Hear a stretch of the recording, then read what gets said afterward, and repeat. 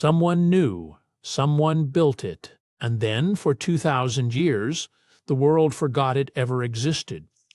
In the spring of 1900, a diving crew, sheltering from a storm near the Greek island of Antikythera, made a decision that would quietly rewrite history.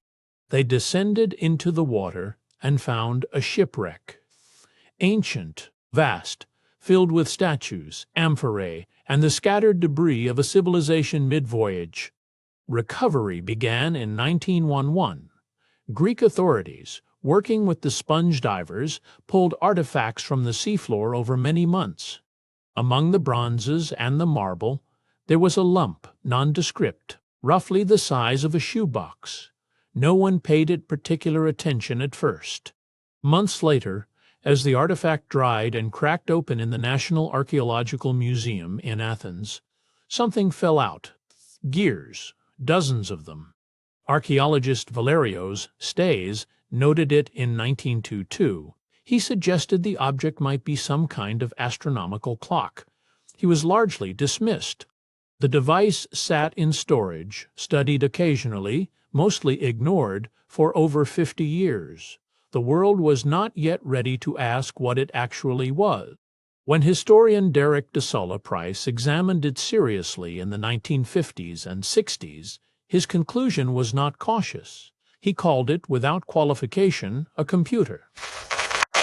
A mechanical computer, built somewhere around 100 BC, capable of calculating the movements of the sun, the moon, and at least 5 planets.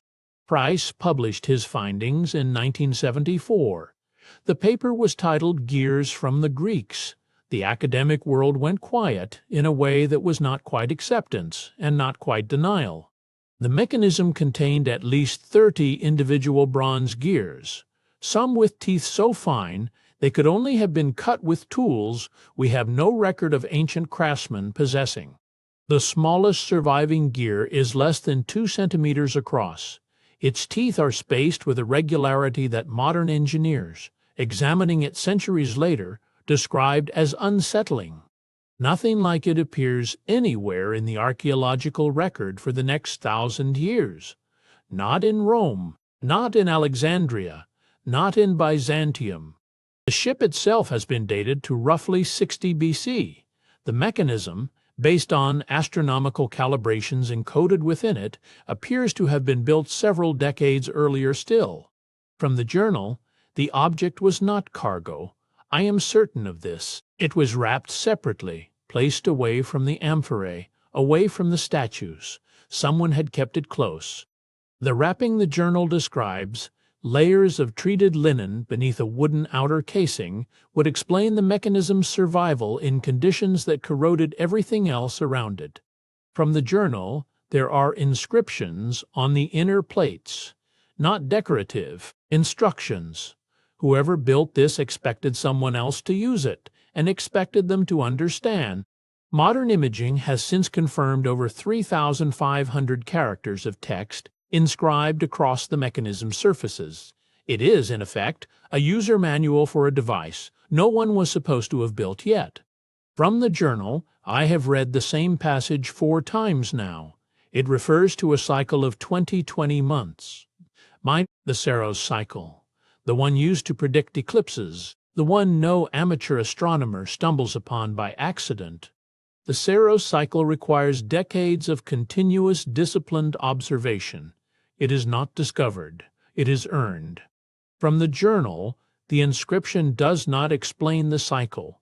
It assumes the reader already knows it. This was written for someone specific. That distinction matters. A teaching text explains, an operational manual assumes. The Antikythera inscriptions do the latter. Researchers at University College London reconstructed the front dial system in 2021. What they found encoded there was not only the sun and moon, it was a model of the entire known solar system. From the journal, the outer casing had a mark I almost missed, a small symbol pressed into the wood, not carved but stamped. I have seen it once before, on a tablet in Rhodes. Rhodes. The detail is not incidental. Ancient sources, including Cicero, describe a mechanical celestial sphere built on rods, a device that moved the sun, moon, and planets. Cicero saw it. He described it. He wrote that it was made by the astronomer Posidonius, and then that device, like the mechanism itself, simply vanished from history. From the journal, if the stamp matches, and I believe it does, then this device did not originate with the ship's owner. It was older when it was loaded, already old when it was lost. The ship's manifest, inferred from its cargo, suggests a vessel traveling from the eastern Mediterranean toward Rome, likely around 60 BC. It never arrived. From the journal, I keep returning to one question, not who built it, but why it was being moved, and where, exactly, it was going. The route from Rhodes to Rome was well traveled. Merchants, diplomats, philosophers, all moved along it, but some cargo was never meant for a marketplace. From the journal, the symbol on the casing, two concentric circles bisected by a single line, appears in no merchant's register I have found. It is not a maker's mark. It is something closer to a seal of custody. Astody? A seal of custody implies a chain of possession. It implies the object was tracked, handed from one keeper to another, across some span of time we cannot yet measure. From the journal, I showed a rubbing of the mark to a colleague who studies Rhodian administrative records. He went very still. He said he needed time to check something. He never wrote back. That silence, unexplained, unresolved, is one of several gaps in the journal's provenance that its custodians have declined to address publicly. What is known, the mechanism's gearing encodes a specific lunar anomaly, the variation in the moon's speed across its orbit, with a mathematical precision that was not formally described until the work of Hipparchus. Hipparchus worked on roads. In the 2nd century BC, the overlap in geography, in astronomy, and in time is not comfortable to dismiss. From the journal, one of the inner plates carries a partial name. The first 3 letters only, the rest is corroded past recovery. I have not included this in my formal notes. I am not yet sure why. The decision not to record a finding, made by someone trained to record everything, is itself a kind of evidence. Of what, exactly, remains unclear. From the journal, the mechanism was built to be read by someone standing somewhere specific, a latitude encoded in the dial positions. I have calculated it. It is not Athens. It is not Alexandria. It is not Rhodes.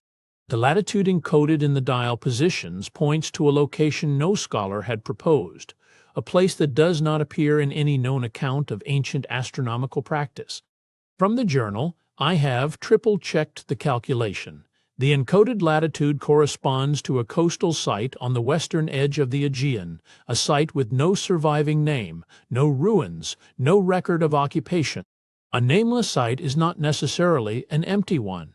Absence from the record is not the same as absence from history. From the journal, what strikes me is not that the location is unknown. It is that the mechanism seems designed to return there, as if it were meant to be brought back to its point of origin. Modern analysis of the mechanism's back dials reveals a secondary function that resisted explanation for decades, a spiral scale tracking a 19-year cycle known as the Metonic cycle. The Metonic cycle reconciles the solar and lunar calendars. It is the kind of knowledge that takes generations to accumulate, and generations more to encode into bronze. From the journal, there is a second stamp on the interior of the casing, smaller, pressed into the wood at an angle, as if done hastily or secretly. It is not the same symbol as the first. 2 different marks, 2 different hands. The object passed through more than one set of custody, and at least one of those transfers was unplanned. From the journal, I believe the second mark was applied after the first, perhaps years after. The wood grain around it shows a different pattern of compression. Someone added it later, under different circumstances. If the second mark was added under duress or in haste, then the mechanism's final voyage may not have been a delivery. It may have been a concealment. A concealment implies a threat, something or someone that made the mechanism's keeper decide that arrival was less important than disappearance. From the journal, the ship did not sink in a storm. The hull damage, as I read the salvage notes, is inconsistent with weather. Something struck it from the outside. The Antikythera wreck has long been classified as a casualty of rough seas near a treacherous coastline. That classification has never been formally challenged, only quietly questioned. From the journal, if the sinking was deliberate, then whoever caused it knew what was aboard, and chose to destroy the ship rather than allow it to reach its destination. The mechanism survived. That survival, sealed in treated linen inside a wooden case, inside a ship that sank in shallow water, may not have been accidental. From the journal, the wrapping method is deliberate preservation, not for a journey of days, but for one of years. Decades, perhaps. Whoever packed it was not expecting a short crossing. Preservation of this kind, resin-treated linen, sealed wood, deliberate insulation from moisture, is documented in one other context from the ancient Mediterranean, sacred objects in transit. From the journal, I do not use the word sacred lightly, but the care taken with this object exceeds anything practical. It was not being protected from the sea. It was being protected from time. Protection from time suggests an intention that extends beyond the voyage, beyond the ship, beyond the people who loaded it, beyond any single generation's knowledge of what the object was. From the journal, the final entry in the inner inscription, the one beneath the secondary dial, is not a calculation. It is a date, a future date, one that has not yet arrived. A future date encoded inside a 2,000-year-old device, not a prediction, an instruction. From the journal, the date corresponds to no known astronomical event I can identify. It is not an eclipse, but not a conjunction. It is something else, something I have not yet found a name for. Dates encoded in mechanical devices are not decorative. They are operational. They mark a moment when something is meant to happen or to be used. From the journal, I ran the date through every cycle, the mechanism tracks, Saros, Metonic, Callippic. It falls at a convergence point. All three cycles align simultaneously. This has not happened since. A triple convergence of the Saros, Metonic, and Callippic cycles is not a common event. Calculating one forward across millennia requires a precision that borders on the extraordinary. From the journal, what troubles me is not the calculation itself. It is that whoever inscribed it knew they would never live to see the date arrive. They encoded it for someone else, someone far away in time. Writing for a reader you will never meet is an act of extraordinary faith or extraordinary urgency. The two are not always distinguishable. From the journal, I have begun to suspect the mechanism was never lost, that the sinking, the shallow water, the survival of the device, these were not accidents, they were the plan. The wreck site near Antikythera sits at a depth of approximately 45 meters, shallow enough to be found, deep enough to be preserved. The location is, by any measure, precise. From the journal, if the mechanism was placed, not lost, then someone knew where it would be found, and when, and by whom. I am no longer certain I was the first to read these inscriptions.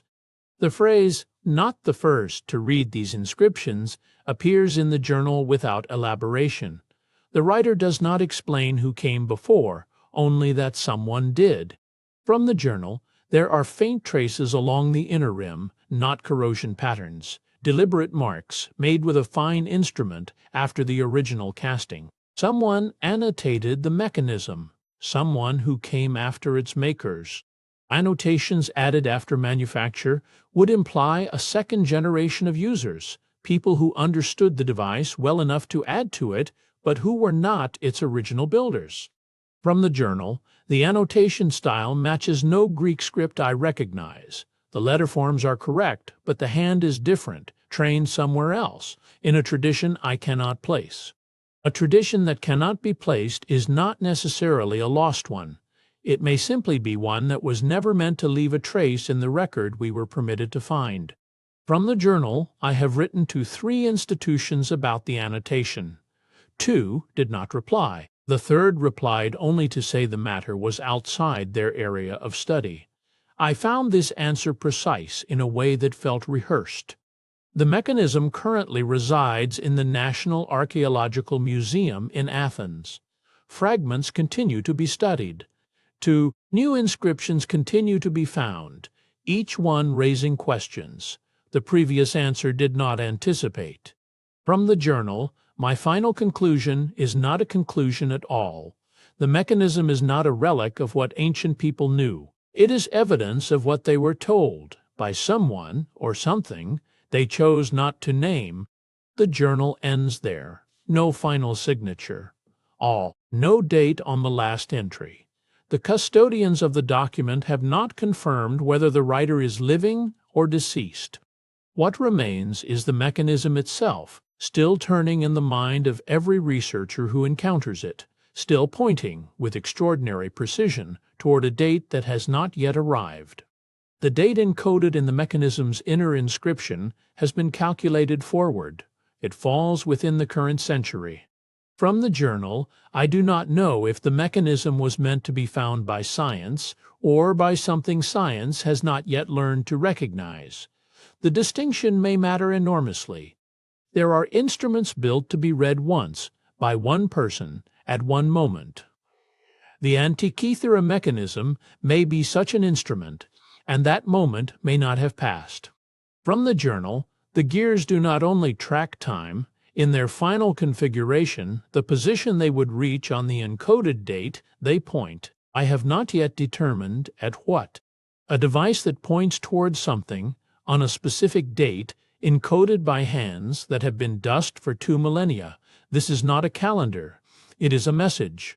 From the journal, I have decided not to publish the final calculation, not because I doubt it, because I am not certain the world that would receive it is the world it was intended for.